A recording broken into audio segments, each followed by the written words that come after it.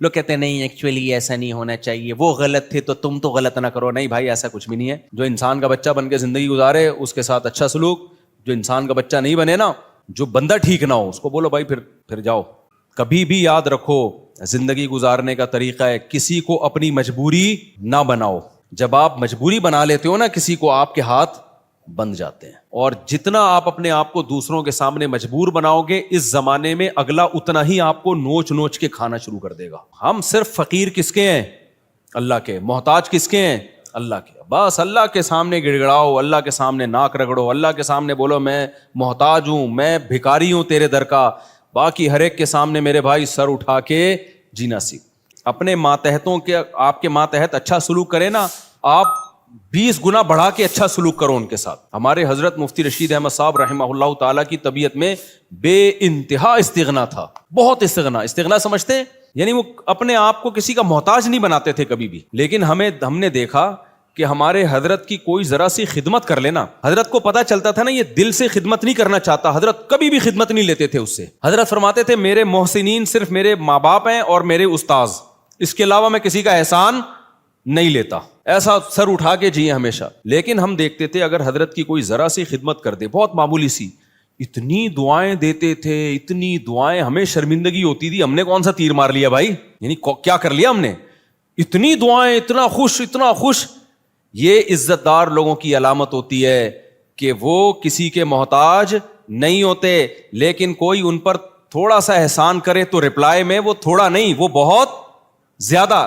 کیونکہ احسان کے بدلے میں اگر آپ احسان نہیں کرتے تو اس کو استغنا نہیں کہتے, اس کو تکبر کہتے ہیں. استغنا الگ چیز ہے.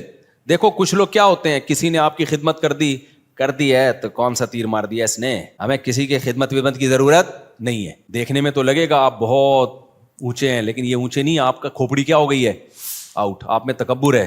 بھائی کوئی خدمت ٹھیک ہے, آپ اس کی خدمت کے محتاج نہیں ہیں, لیکن اگر اس نے خدمت کر دی ہے نا تو آپ اس کو رپلائی ایسے دو کہ جیسے آپ کو بہت ہی اچھا لگا ہے, آپ کو ضرورت تھی. ہم نے بڑوں کو دیکھا ہے, تھوڑا سا آپ خدمت کریں گے تو رپلائی اس کا بہت اچھا. نبی صلی اللہ علیہ وسلم کی کیا سیرت ہے, حضرت ابو بکر نے نبی کا ساتھ دیا نا تو وہ نبی پہ احسان کیا. حضرت ابو بکر نے جب نبی صلی اللہ علیہ وسلم کو لوگوں نے مکہ سے نکالا تو کس نے ساتھ دیا؟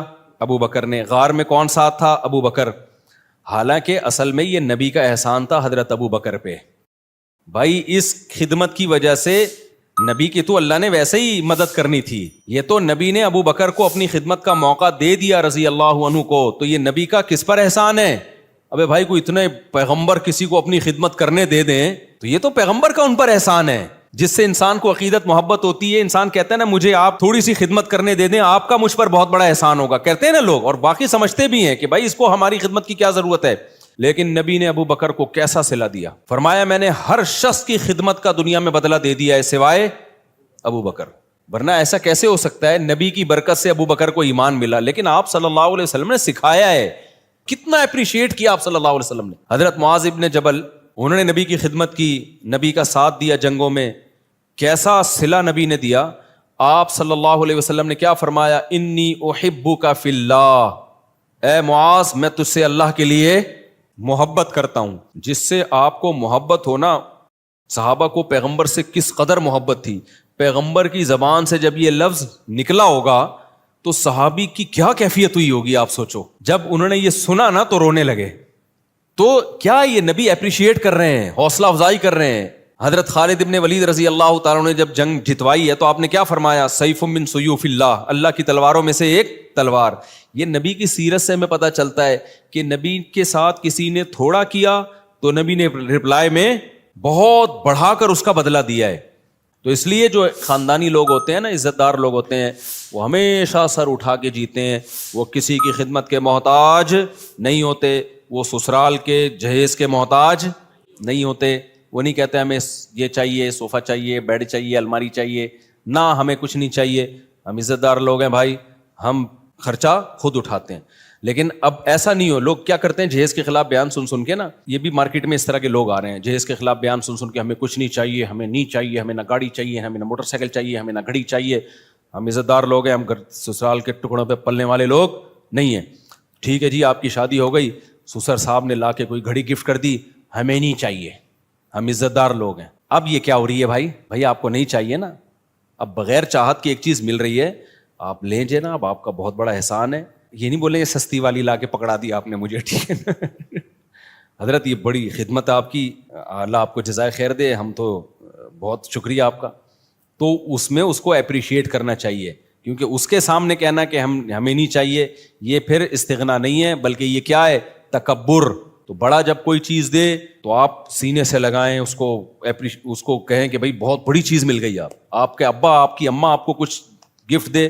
حضرت مولانا شرف علی تھانوی رحمہ اللہ تعالی کی زوجہ نے ان کے لیے بڑی محنت سے ایک اچکن بنائی. اچکن پتہ ہے کسے کہتے ہیں؟ پہلے زمانے میں ہوتی تھی تو ہیں اچکن, کچھ اچکن کہتے ہیں, کچھ وہ نہیں ہوتی ایک وہ پورا چوغا سا پہنا جاتا. اب مولانا تھانوی رحمہ اللہ کا مزاج نہیں تھا ایسی چیزیں پہننے کا, اور ان کے گھر والوں نے اتنی محبت سے اتنی محنت کر کے بنائی تو وہ وہی پہن کے نکل گئے گھر سے باہر. لوگوں نے کہا یہ آپ کیا پہنا ہے؟ انہوں نے کہا یار اتنی محبت سے اس نے بنائی ہے.